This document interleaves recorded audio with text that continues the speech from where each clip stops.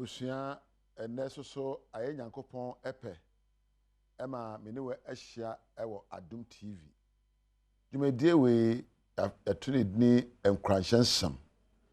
Me a me dwumadie we ebre wo a me de ho chia me edin am je so ni tekotego.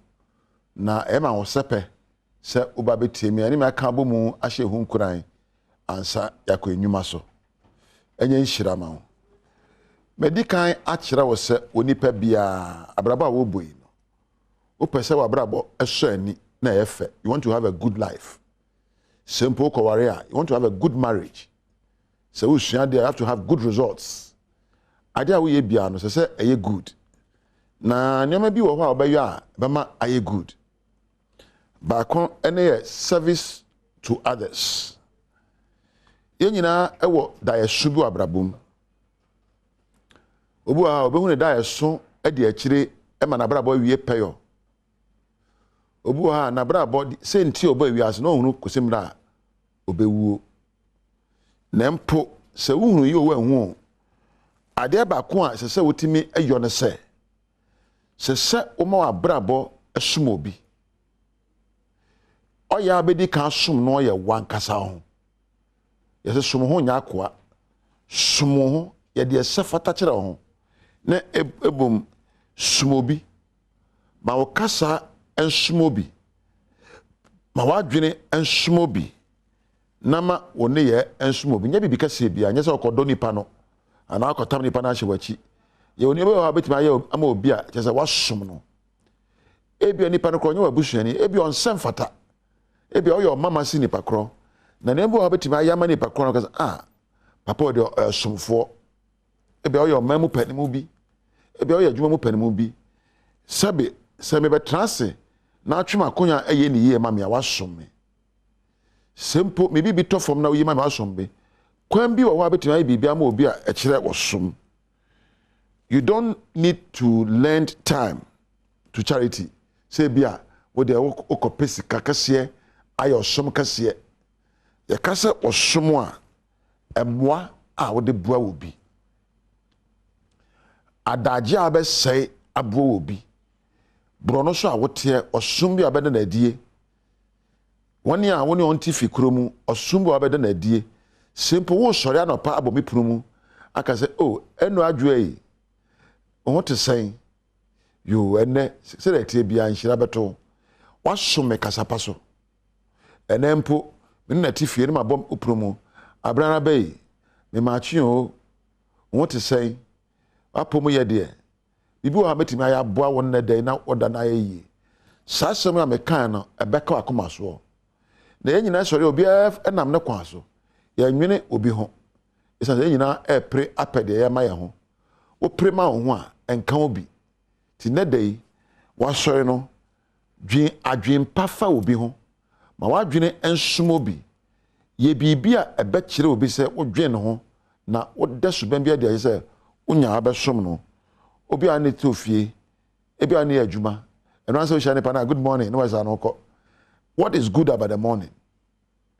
Good nature say why bibi papa mani pakro wakasem papa amani pakro na morning ne be good ba ye nyina ya nyini e ka good morning and so good morning no nko na e bia ya ma wo me enye mame e bia na me sorry yi ayo die na werho na ato me po bi obeka bibi na makoma ato me yemo wo na be some sansem panaka wo te meka na se wo ebi anu ukuru na da kete so amasori encha kwa mo ncha me ho kampesa ma bompa ya bomu nanso mo sori na okunu ahwo yere nim na oyere ahwo okunu no se enoye anaeja ma ho pese me no asori mpakro so nyina wo nkwamu owu amfa ya nomum ye fa na se betwa da mpon me do obapa ana me do bema papa de na metimi ayama wo ne da yi ba mo ani agye wo da se na wabisa no na mpani apa wa cho no aye usim bontene so a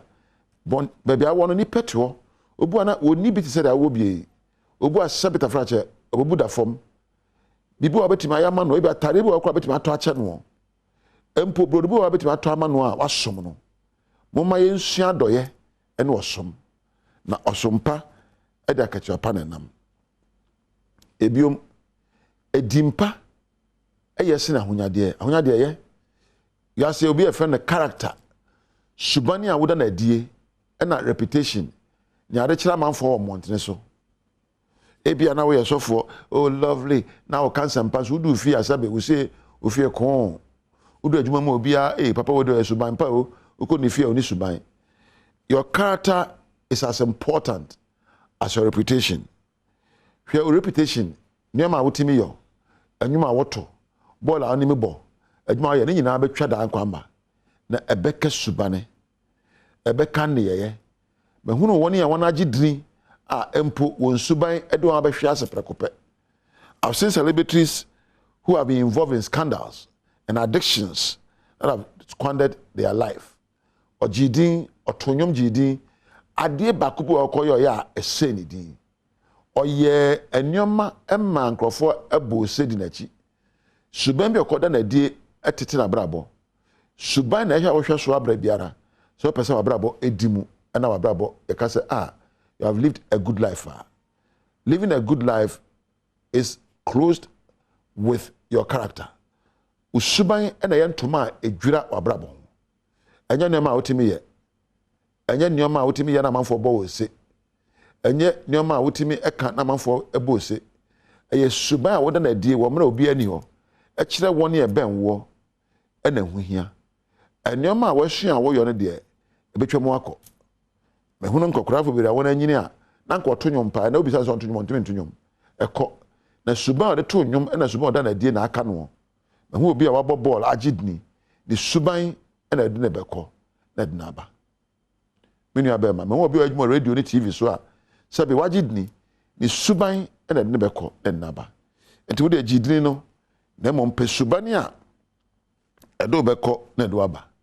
Se mre nyina pa honyade enti ya nhwe suban ye nyina pa bibi eme abo edin popular ye nhwe suban no ye nyina peka bi atramu enti ntro ene ndede na ade ne suban enye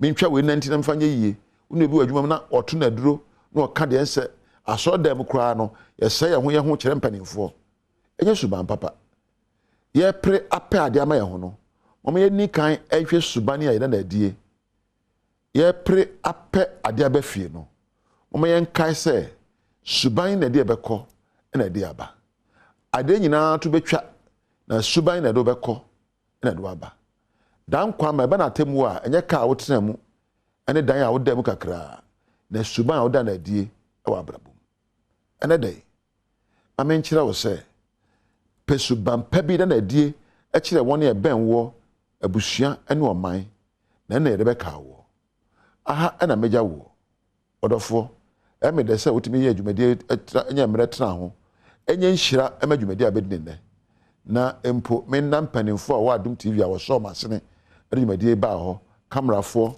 soundfo MCR ena me producer Priscilla onyame nhira mu nyinara woni onyame entena